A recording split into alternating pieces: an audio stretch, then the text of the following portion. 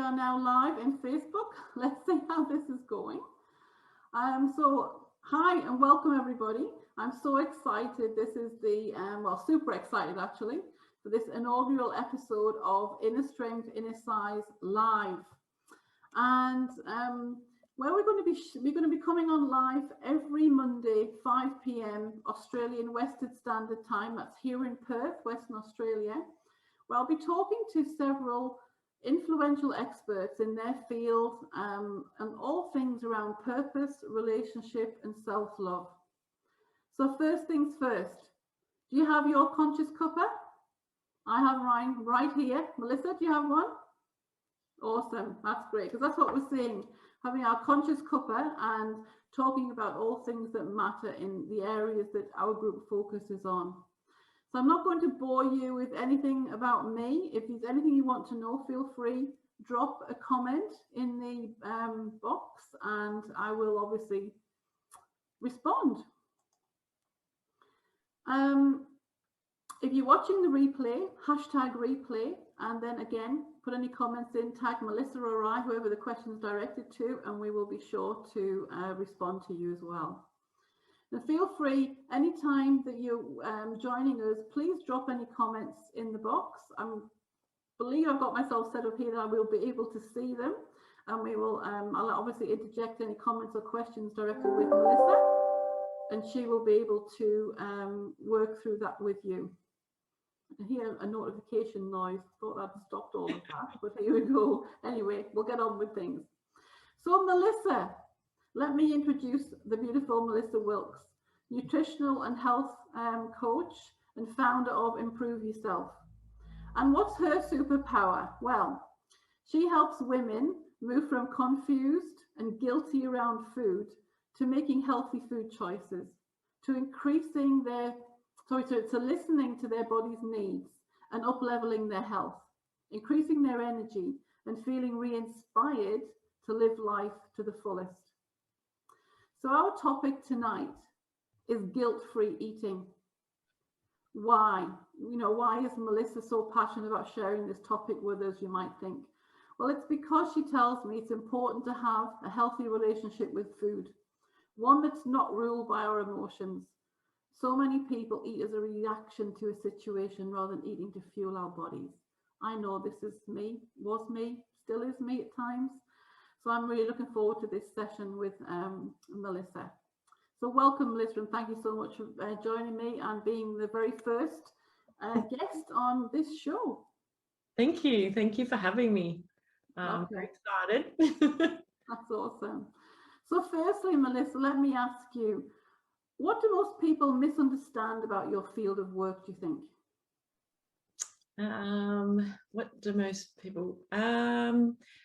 probably that healthy eating is hard, expensive, that you've got to eat like a rabbit, you know, crunch on lettuce and carrot all day, which, you know, we all love lettuce and carrot, but it's not exactly what people's kind of idea is of health and nutrition. And so I think people get a bit overwhelmed with just the idea of it, and it's really not that complicated. Fantastic. So in relation to our topic for tonight, why is it, do you think, or why do people feel, if you like, guilty about food? Okay, I think there's a few different reasons why people feel guilty about food. I don't think we're actually born to feel guilty. It's something that sort of happens over time as we get older, especially, but I think it's things that we've actually learned from our parents. Oh, I hate to say it, but generally our mothers and our friends, and then family, and obviously experiences. And we learned that, or we're taught that healthy equals good and unhealthy equals bad. And straight from that, again, we've got an emotion that's attached to it. So when the goal of eating healthy is taken to this extreme, which most women have tried, and quite a lot of men as well, to do a diet, from that we generally feel some sort of restriction, And then when we don't accomplish the goal for the diet, then we feel like we failed ourselves and failed the diet. So again, that can come up with the feelings of guilt and other emotions that can come from that. I think we all want to feel good about the things that we do. So it doesn't feel good if you feel like you failed, or you know, you didn't accomplish what you'd set out to do, even if the diet was very restrictive or, you know, very hard to achieve. So I think that's you know, kind of, I guess what most people are where they sort of start with the emotions. But I think that it can be that it's something that it's developed over time and gradually has become quite a habit of that kind of style of eating, that, you know, you've tried to restrict it, and then from there gone into to a failure and then a guilt sort of feeling. I think also we're marketed heavily by a multi-billion-dollar industry that's all on diets and supplements and, you know, exercise and stuff like that. That's, you know, it makes us really compare ourselves, because we're seeing all these models up there and what we're supposed to look like. And so then we can feel guilt and other emotions around that when we don't, you know, look up to the part of what we're supposed to look like. And I also feel that, you know, we're going against our willpower, and it just, yeah, depends on, I guess, our mindset at the time. We've heard heaps about sugar and fat. So, and that's a big thing that the diet industry have been able to home in on and really get us with that diet culture that victimizes us, I guess, to an extent.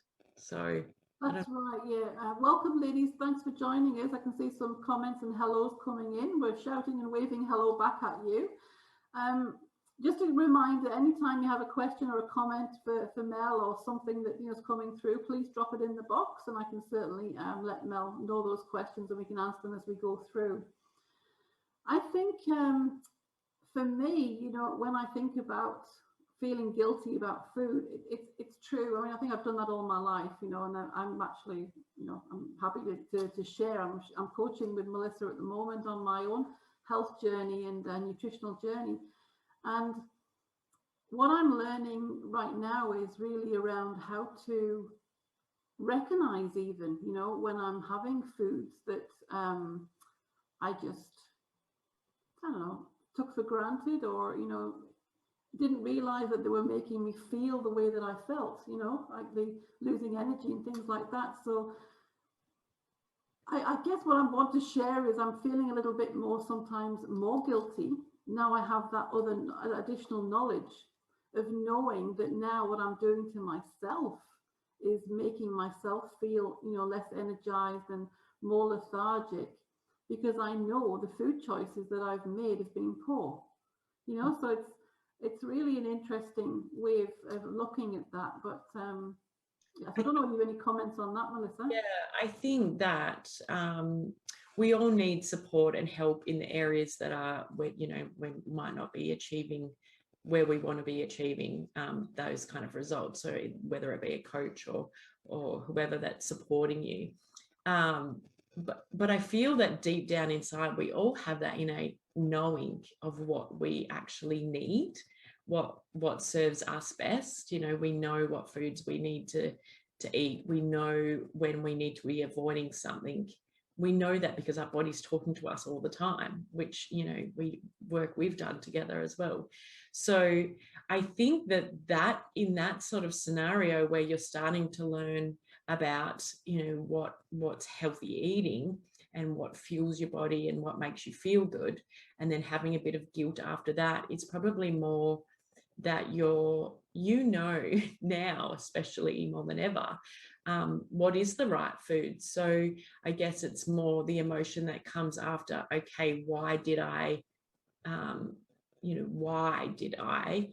make that choice? What was it that why was I doing that? What caused me to do that when I actually know the right way of eating? So And that's very true, actually, because, and I can so resonate with that.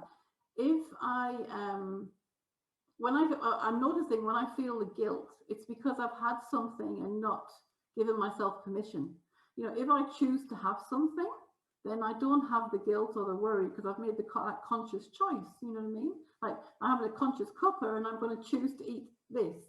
And even if that thing is not on my normal diet, because I'm consciously choosing to eat it, I don't have the guilt. So I think there's a lot of truth in what you shared there around, you know, really if you're having the guilt around the food, it's really digging into what the emotion is, what are you avoiding, you know, journaling about or looking into, you know, and if not, you know, going to the cupboard and having food instead.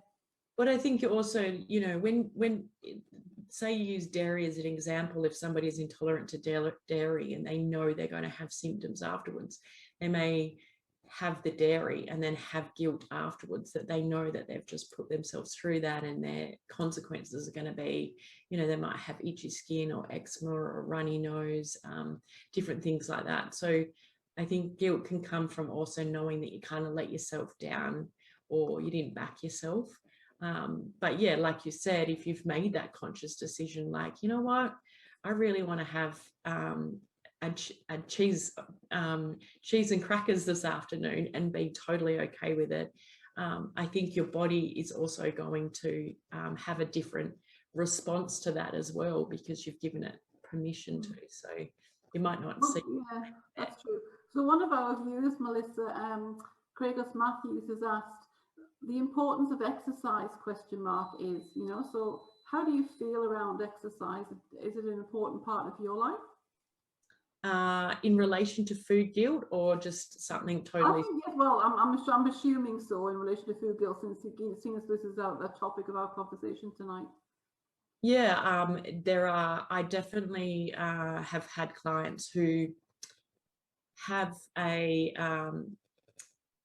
you know, they exercise and then they feel that, you know, they've worked really hard, so they reward themselves with food and it could be like a burger and fries and think, oh, I worked, you know, really hard, and then after they eat it, they don't actually feel that great, and so then that negative self-talk and that you know, angry with yourself, that guilty feeling all starts to happen. So, you know, there can be that, or it can be the other way around, that you eat the wrong foods or foods that you feel that are the wrong foods, that are the bad foods.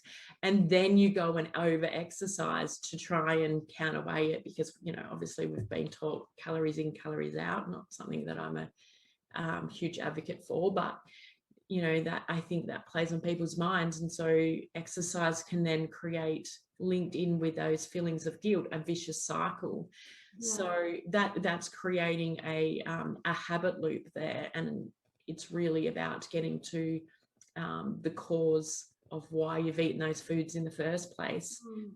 The knowledge of, you know, how you can make different choices, and, you know, what's, you know, how you can eat that burger and feel okay with it.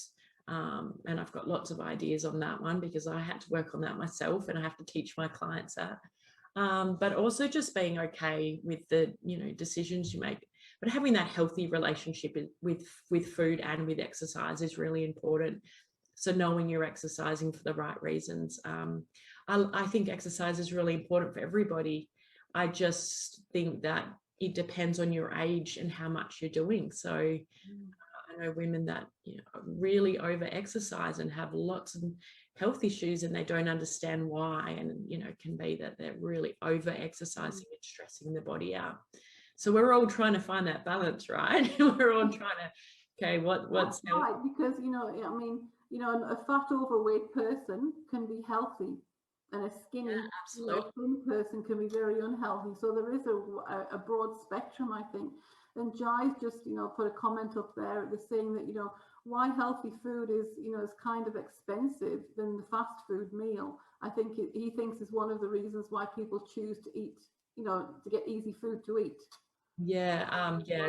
You know? I hear that a lot, actually. and I get you when people say that. For me, it depends. I do agree that there is healthy food out there is expensive. What I'm noticing is that I'm a really big advocate, as you know, Fiona, for food labeling. And I actually teach my clients a lot. I go into really deeply into reading food labels, understanding the chemicals, the additives, preservatives, the fake food, all that sort of stuff. And when we try and avoid that, then we have to go and look at really clean ingredients in packaged food. And what we find is a soy sauce that might cost $2 or $3, and then a good quality coconut aminos that's a healthy version of a soy sauce that's going to do the same thing can cost you between $8 and $12. So those sort of things are definitely different. So there's a few different things in that, like quality of life. Some people go, I don't want to spend that money, and that's their choice, but they wake up every day with headaches or lethargic or brain fog or achy bones and no energy. So there's I guess there's consequences for our decisions. But for me, we in our house the last 10 years we've made everything from scratch. So we've found how to make healthy food cheaper. So going to the farmers markets, making bulk meals, making things from scratch. Like we know how to make our seasonings and our sauces and all that from scratch. Oh, I know. You do know. And I mean, go back to, 20, 30, 40, 50 years. That's the way our grandmas cooked, right? And they didn't have a lot of money back then. You go by, my nan grew up in World War II. So, she definitely did. They didn't have a lot of money. They cooked everything from scratch. So I think we've been a bit spoiled, and I definitely agree that healthy food is expensive, but there are ways around it, and it's definitely understanding where to buy and buying in bulk and finding ways. And that, as you know, Fiona, I like to teach reading labels, like don't buy anything. I honestly think that's probably going to be, I'll have to invite you back and we'll do another topic on that, because that is so valuable. I think there's little gems that you could easily share with everyone here, and I'm sure they get lots of benefit from it. Jai says, what's one tip you can share to us about choosing healthy foods and recipes? A tip about healthy food and recipes, was it? Where you can, so what's one tip you can share about choosing healthy food and recipes? Well, it would be going back to what I said before, making things from scratch. People think that healthy food's not going to be tasty, and that's one thing I'll try and create a ripple effect about. And that's, there's just because it's healthy doesn't mean it's going to be tasty, and it doesn't mean it's going to be hard, and it doesn't mean you're going to slog out in the kitchen. So it's finding a rhythm of foods that you and your family like, or if you're just cooking for yourself, even better. Finding ways to, make one meal that you can eat a couple of times. So it could be that you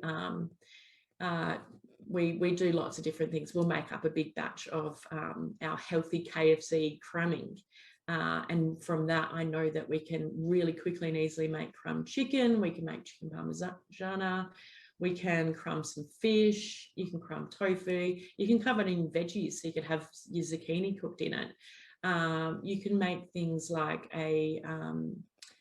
some vegetables on an oven tray. You cook that, and you can have that with your roast. But you make 2 batches, so the next day you can add those veggies to a salad, or you can slice them thinly and add them and make a frittata.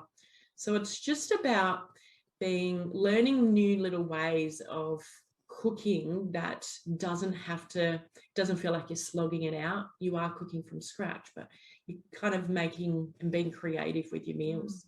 Make a sauce that can be turned into 3 or 4 different things. We've done that. So she made, you might want to say you made like quite a few different meals from one big pot of sauce. So that's right, absolutely. And I think as well, I'll share a tip that I've learned from you that you didn't quite share, but it is really what you see is what you eat. You know, so I, since working with Mel, I've learned to, you know, prepare my fruit and veggies and things like that, and have my fridge super organized. So everything is in, you know, containers where I can see. I'll put a picture up later of what my fridge looks like. You know, I'm sure you'll have all, if you haven't seen Mel's fridge, you need to go and look.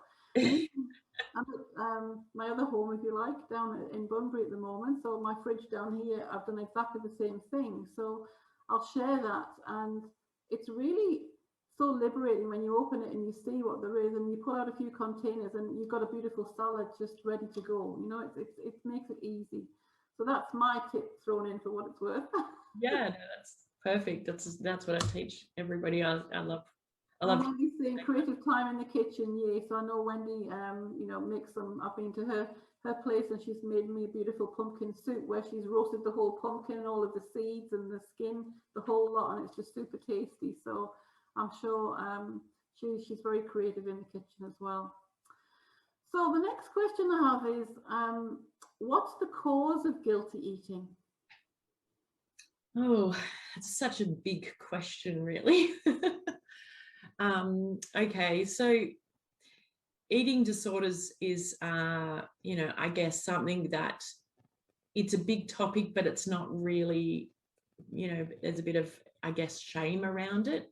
And I think that comes, eating disorders is the shame and the guilt that's from that is because it's generally linked to trauma, abuse, neglect. So some pretty heavy stuff, right?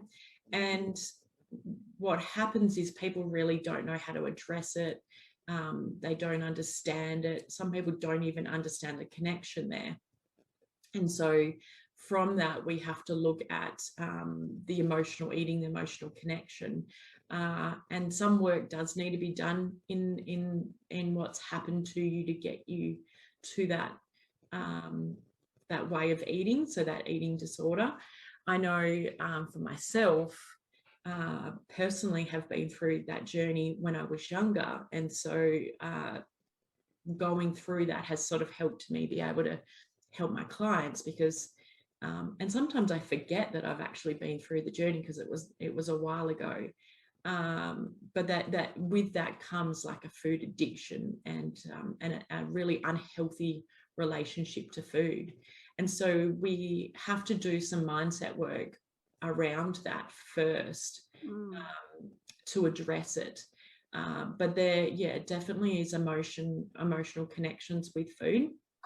I think also sort of going to the connection of eating disorders, and one of the biggest eating disorders, the most common eating disorders, is actually binge eating. So, and I actually think that's more of a problem since COVID than anything else because we're, you know, we've been isolated from. Along with the Netflix binging. Yeah, absolutely right. So, so that's definitely turned, and that's why eating disorders have just skyrocketed in the last 12 months. They've had, I haven't worked out the Australian numbers. I know the American, and it's huge. So they say 1 in every 3 is having an eating disorder in America is pretty high. So, and I think, you know, we eat all day, right? So it's something that we're facing and dealing with every meal or every couple of hours that we do. So I think a lot of people don't feel whole, and so eating is a way of kind of getting a full feeling. So when you feel empty or you feel a loss or a gap or you're missing something, when you eat you can kind of feel full or feel like you filled a gap, but that's all temporary. So again, that creates like a bit of a spiral. I totally hear you. I did that for so long, you know, it's like that void inside. I just tried to fill it up with external things, and food is one of them. You know, others with shopping, you know, all sorts of like habits. There's so many different addictions, isn't there? There is, and I think, you know, it's right because when we talk about guilt as well, you know, there's a whole raft of emotions, and those that know me know I talk about my 50 shades of grey because I think no emotion is wrong or should be shamed. But guilt is one of those emotions that we meant to fleetingly express, if you like. It should be experienced, you know, relatively quickly, you know, in terms of guilt. But when we live in guilt or when it's prolonged, then often shame jumps on the back of it. It's like adding an extra backpack, and that pushes down the guilt. So I think that's sort of, you know, how guilt manifests. And then like you say, we use the addictions like the food or the shopping or alcohol, sex, drugs, whatever it happens to be, to fill that void. So that's a very important point. Yeah, absolutely. So Wendy's also saying, I also have association eating. What to eat whenever I get home stems from being employed when it was appropriate to prepare supper, and now I can be coming in at 10 a.m. and still have that association.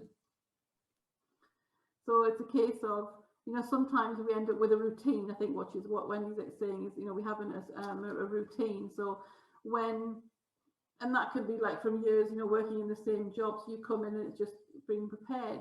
But then when your situation changes, so it could be through, you know, COVID or through different situations, those things of, you know, whatever to eat happen at any time during the day, you know, because the routine's totally changed. So that can also and I mean, I think it's also find what works for you. So you know, your body's learned that pattern of behavior, it's used to it, you know, and it's finding something new that works for you, but creating those new habits and then building on them and sticking to them. So if you're not wanting to eat at that time that you used to eat at, so it's creating a new habit, so you've got to kind of swap it for something. Or if it's that, you know, your hours are out, it's just tweaking it, I guess, to get to the times that would suit you better. I do talk about, once I know someone's got a healthy relationship with food, I talk about distraction with my clients, and that's where we find healthy ways to distract ourselves, so that we know that when we do choose to eat, we're choosing because we're hungry and we need to fuel our body, not because we're bored, habit, trying to feel an emotion, you know, feel stressed, all those sort of things. So a little tip is to lie on the floor and put your legs up the wall. Or it could be that as soon as you get home, you hop into the shower and you have a nice hot shower and you just wash away all the like heaviness that you might be feeling, so that you're not seeking out the food first. So in both situations, you've kind of like calmed yourself down, and had chance to sort of take a breath and get a hold of your thoughts and feelings before you do go and to the fridge or the pantry and, you know, go looking for something to grab. So and also addressing, I guess, why you're having that is important first, and then looking at a way to distract yourself if you're trying to create a new habit there or a new time frame of eating. I hope that answered. I found it hard to understand the question, but yeah, I hope I answered that. Yeah, if not, Wendy, if there's anything else you want to ask us, please feel free to drop another comment in. Melissa and I, could answer it later on for you as well. So I guess probably the last question we'll start wrapping up is, how can we eat without guilt? Yeah, okay. Well, I think a big one, an important one, is actually looking at creating a different kind of reward system. So I don't know about you, but I grew up with a reward system where if I ate all my dinner, I got to have dessert, and we got dessert like every night. Yeah. And when I started parenting at a very young age, so I've been parenting like half my life now, more than half my life. And so with my first child, I taught her all the things that I had learned as a parent. And I know my parents did what their parents had done with them. And so I think that we can learn that dessert is a reward for, you know, eating all your dinner. And I see so many parents, they're going through the checkout with the kids, or they're walking around the supermarket and the kids nagging them for that lolly, you know, like, Mom, give me that lolly, want a lollipop. Or actually it's quite big items these days, but kids really like know how to ask for more these days.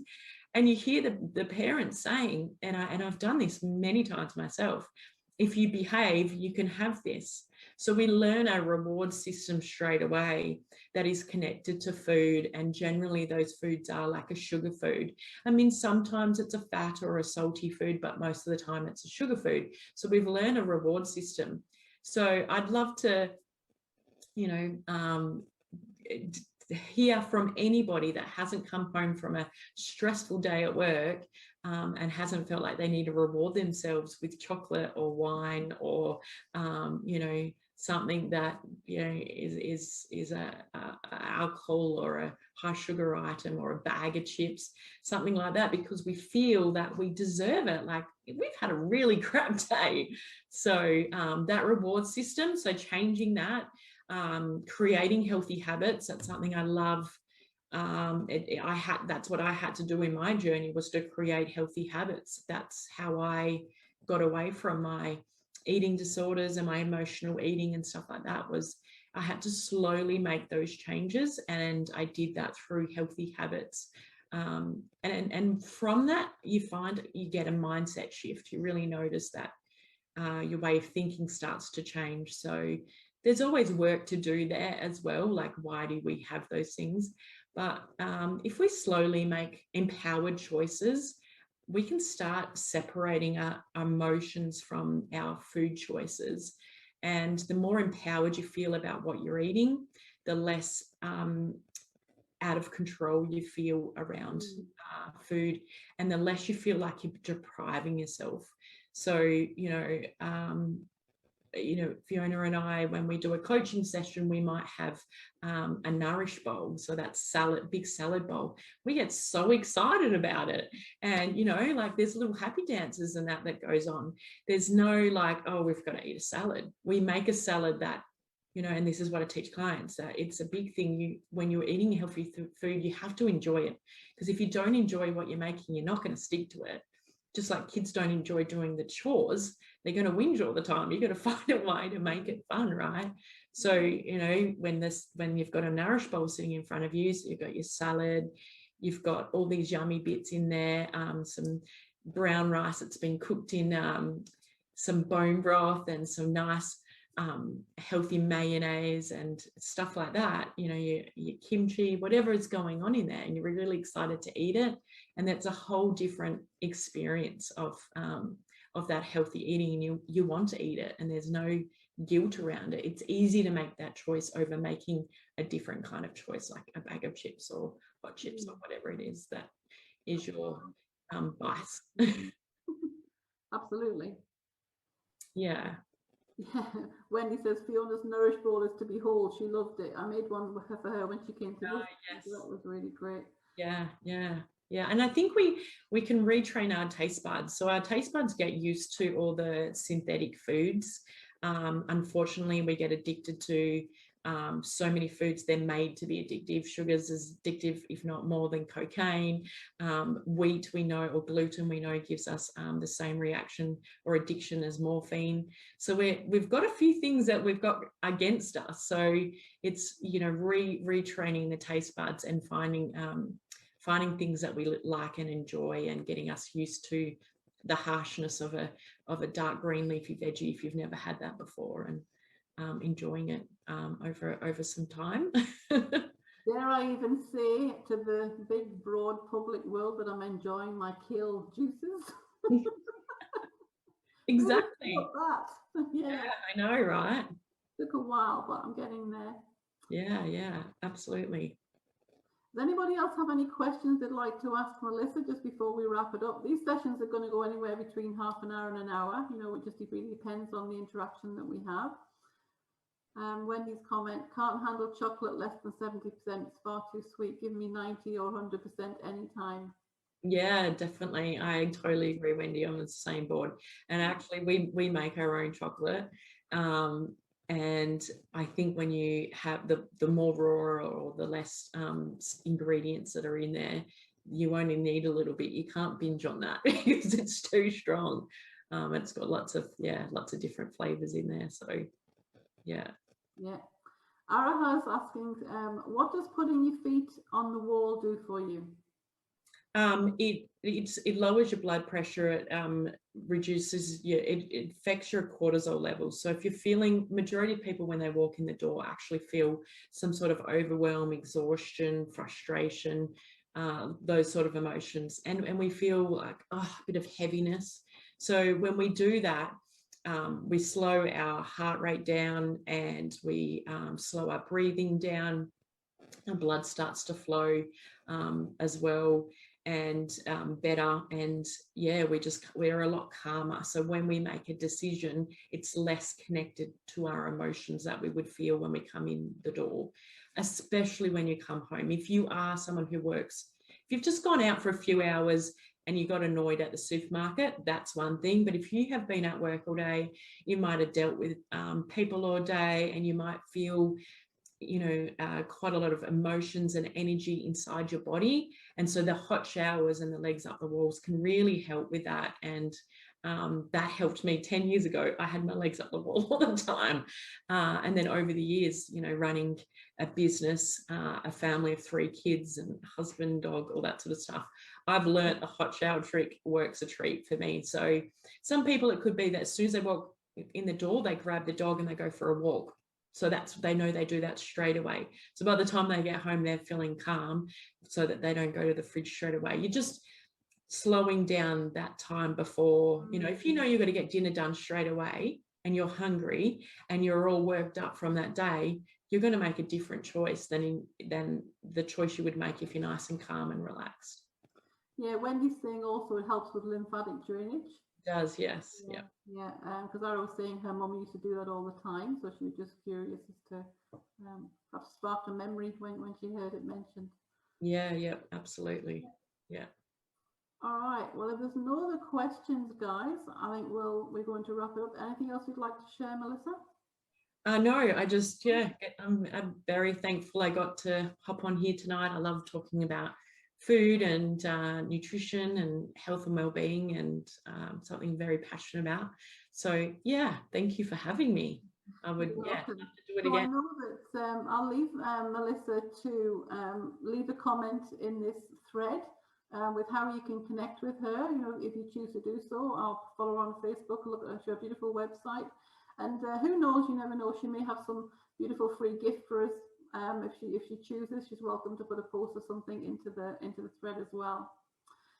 And I hope you've enjoyed the first session of this Innerstrength, Innercise Live. Next week I have another lady joining me.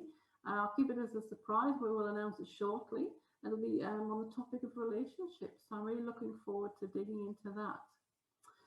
So until next week, remember to be your own best friend, to do whatever it takes. And that includes not feeling guilty about the food choices that you make. Awesome. Thank so you. It's good night from us. Enjoy the rest of your evening or your daytime, your lunchtime. And please remember, if you're watching the replay, #replay, and just shout out, tag Melissa or I with any questions you may have. And I'm sure we'll be happy to come back and answer them for you. Thanks.